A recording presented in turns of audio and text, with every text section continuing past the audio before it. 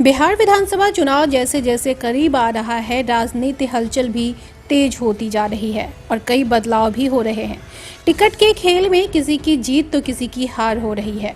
इसी क्रम में तेज प्रताप की साली करिश्मा टिकट के खेल में पीछे रह गई हैं और रीतलाल की दावेदारी भारी पड़ गई।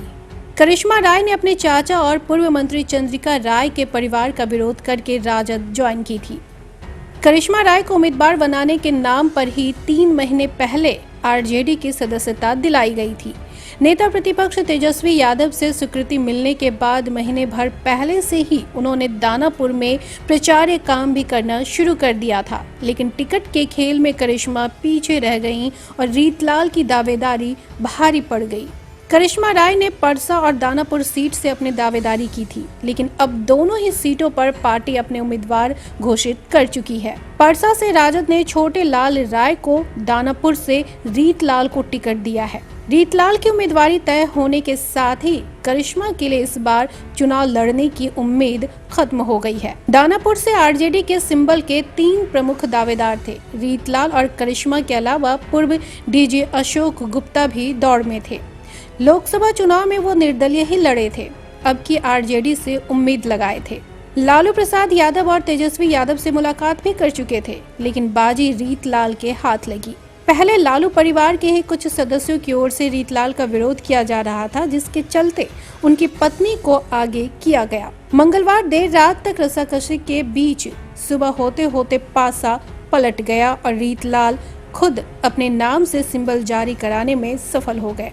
अपने चाचा और पूर्व मंत्री चंद्रिका राय के परिवार का विरोध करके आरजेडी का दामन थामने वाली करिश्मा राय के पास पार्टी का विकल्प अब खत्म हो गया है। आरजेडी ने पहले और दूसरे चरण के अपने हिस्से की सभी सीटों पर प्रत्याशी उतार दिए हैं।